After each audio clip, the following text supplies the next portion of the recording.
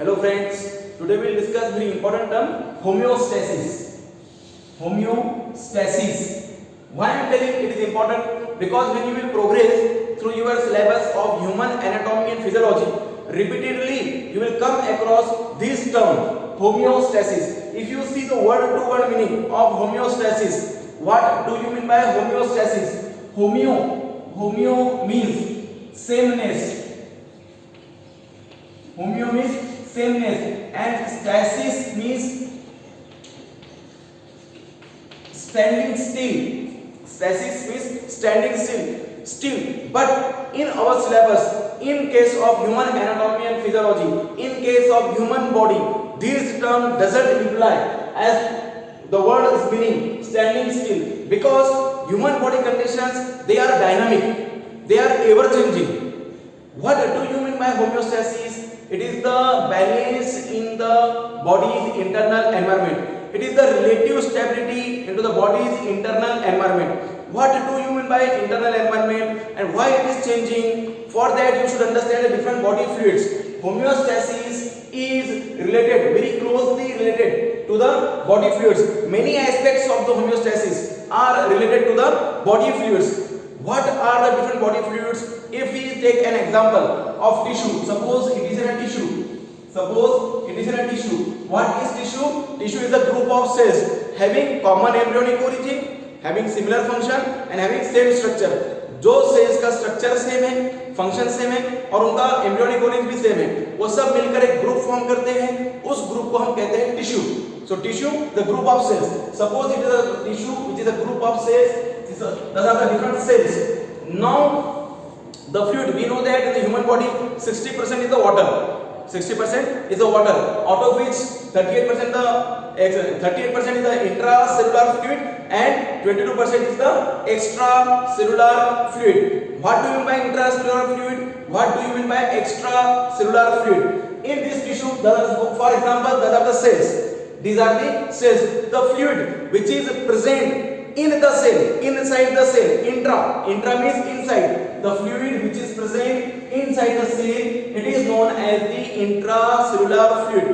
The fluid which is present, जो intracellular है, जो सेल के अंदर है, जो सेल के अंदर है, वो हो गया आपका intracellular fluid.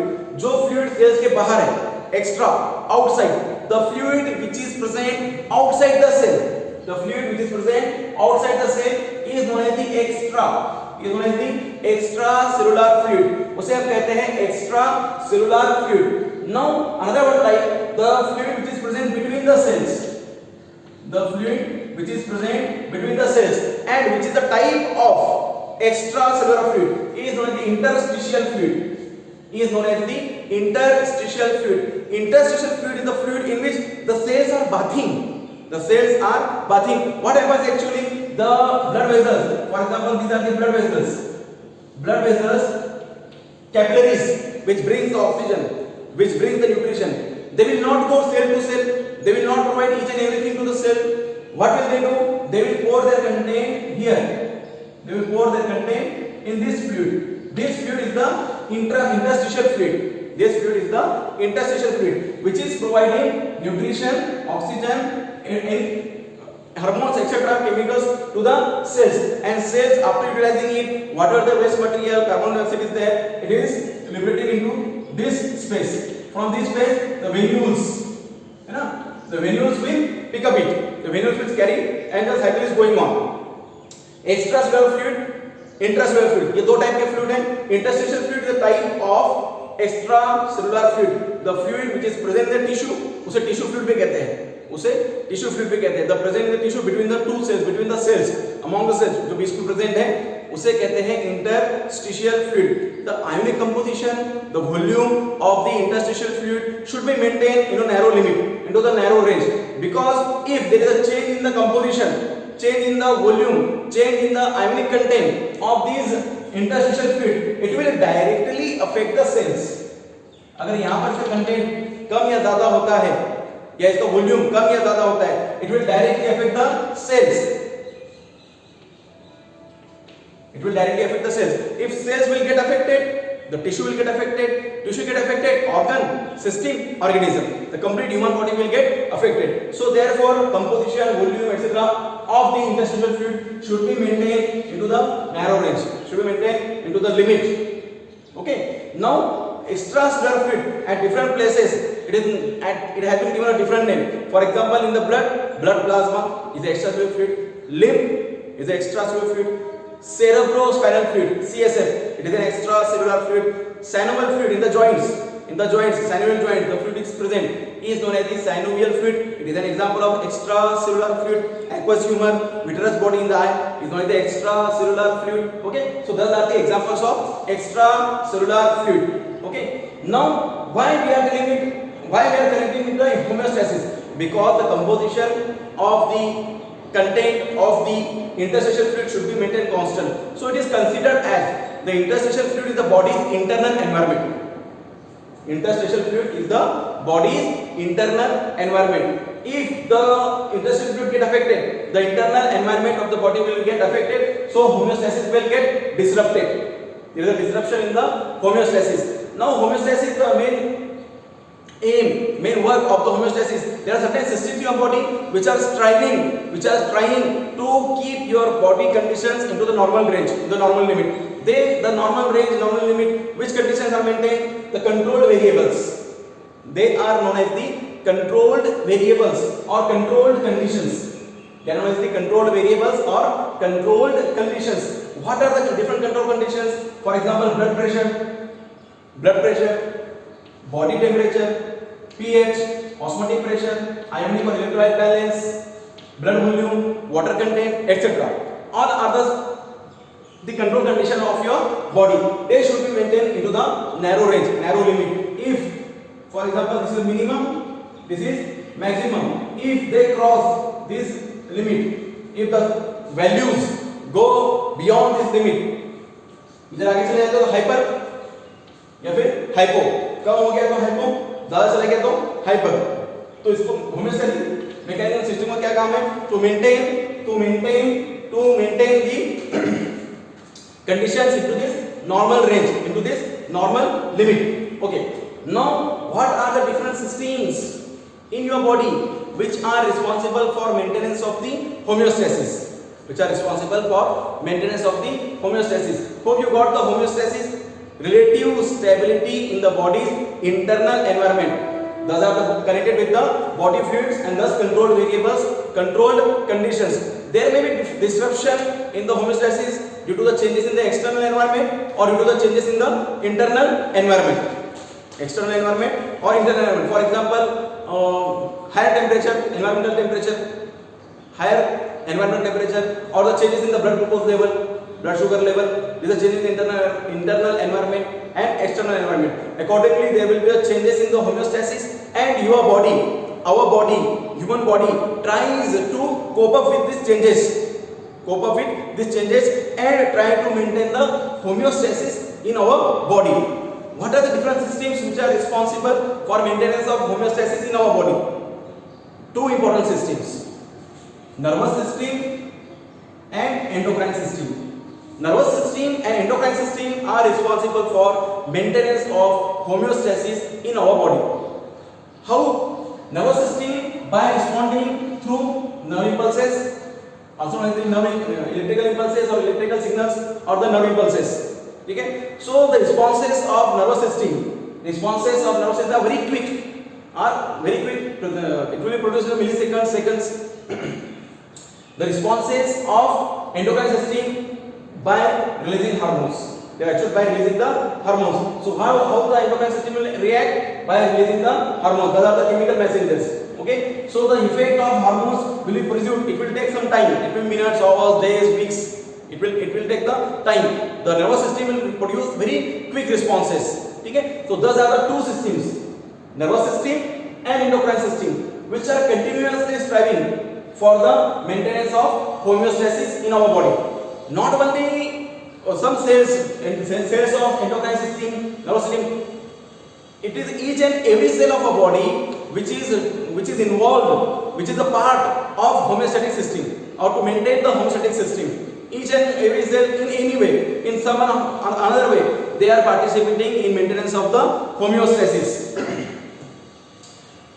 How the homeostasis is maintained? How the homeostasis is maintained in our body? Through the feedback system.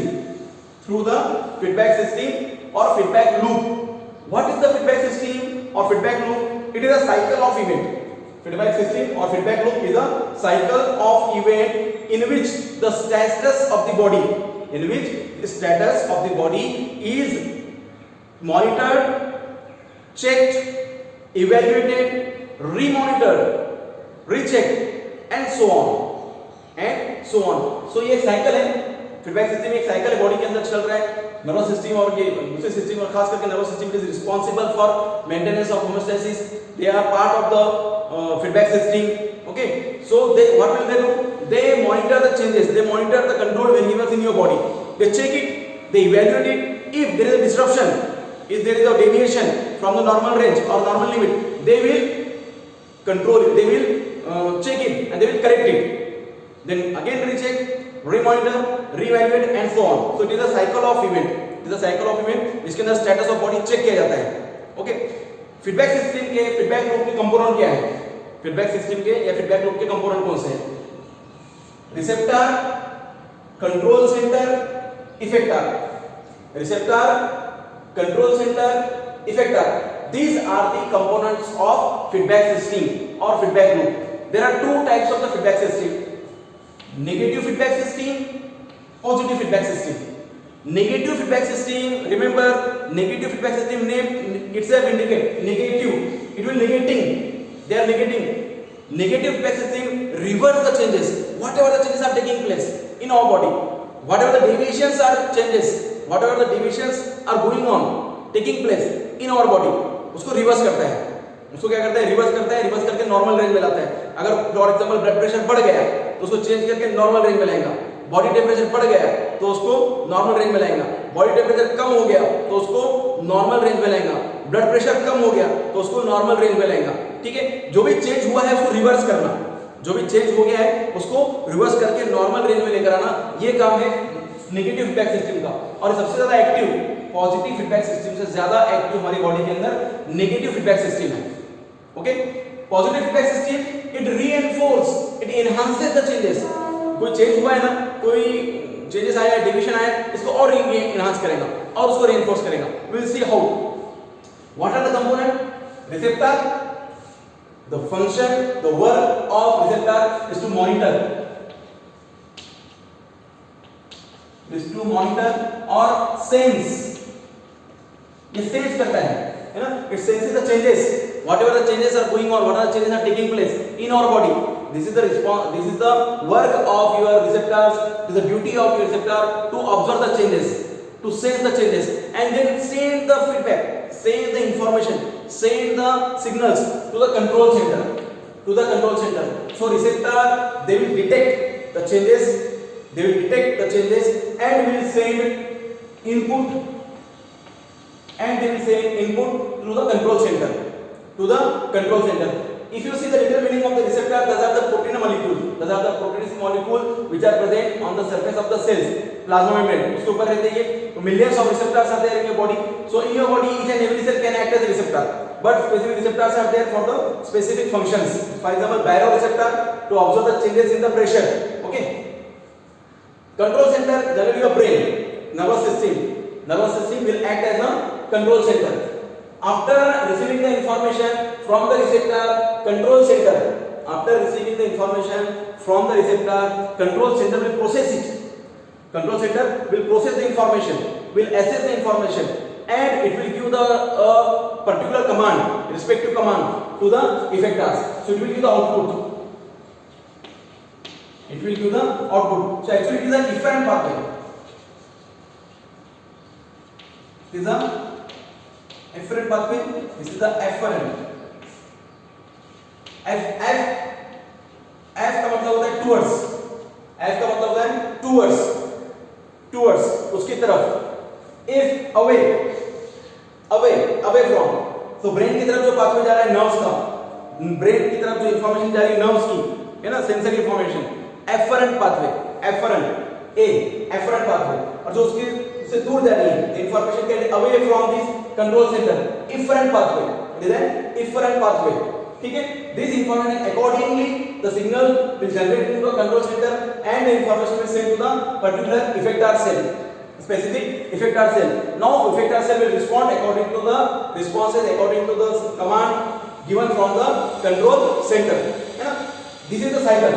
This is the cycle of event which is continuously going on. A same example, a simple example we can take of your room heater. In case of your room heater, if we set a temperature at a particular limit, for example 20 degrees Celsius, 20 degrees Celsius, thermostat is there, furnace is there, they are working, they are doing their work. Okay, we just switch on it. What will happen? Furnace will, that is thermostat and furnace will act, they will heat the temperature, they will bring the temperature of room up to 20 degrees Celsius. When that furnace will get cool, the temperature will get down. What will happen? Automatically this thermostat, automatically the furnace will get activated, and again it will start the heating and causes the maintenance of the room temperature. तो 20 degree Celsius temperature जो है continuously maintain हो रहा है, तो उसके अंदर जो सेंसर है, उसके अंदर जो डिटेक्टर है जो लगे रूम हीटर के अंदर, वो डिटेक्टर टेम्परेचर को सेंस करते हैं, वो डिटेक्टर टेम्परेचर को सेंस करते हैं कि अभी रूम का टेम्परेचर कितना है, and accordingly they will respond. It will cause a switch on or switch off of the thermostat of the furnace. Got it? This is a simple example of your feedback system, feedback loop, which is continuously working, it is continuously monitoring the room temperature, which is continuously monitoring our body temperature, which are continuously monitoring our control variables, control condition. Same example of your body temperature, hypothalamus is known as the thermostat of our body. What this hypothalamus will do? It will change certain temperature, 36 degree Celsius 90 degree Fahrenheit जो temperature हमारा set हो चुका है brain के अंदर, वो temperature कम या ज़्यादा होगा, that hypothalamus will get activated, give the responses and bring that temperature to the normal. For example, in case of your winter season, where the environment temperature is lower than your body, what will happen? There is a shivering. So this temperature will be sensed by the cells in your body. They will send a response to the control center, that is hypothalamus. तो skin के अंदर जो receptor है वो centre को, control centre को यानी hypothalamus को रिस्पांस सेंड करेंगे, सिग्नल सेंड करेंगे, इनपुट देंगे. उसके बाद क्या होगा? Control centre hypothalamus will send impulses to the effector like muscles, skeletal muscle. Now what will happen? Skeletal muscle will contract, causes the contraction relaxation. That is the contraction and relaxation of the skeletal muscle produces the heat, generates the heat. Shivering कब कब होती है? Shivering होती है. It is the alternative contraction and relaxation of the skeletal muscle. So there is a generation of heat and maintenance of the body temperature to the normal. अगर बाहर का temperature कम भी होता है तो हमारी बॉडी एक लिमिट में, है ना, एक लिमिट है उसकी. When it goes beyond the range, then it will need a innervation, है ना. फिर हमारा ब्रेन बोलता है चलो कंबल ले लो, स्वेटर ले लो, जैकेट ले लो. Accordingly it will act.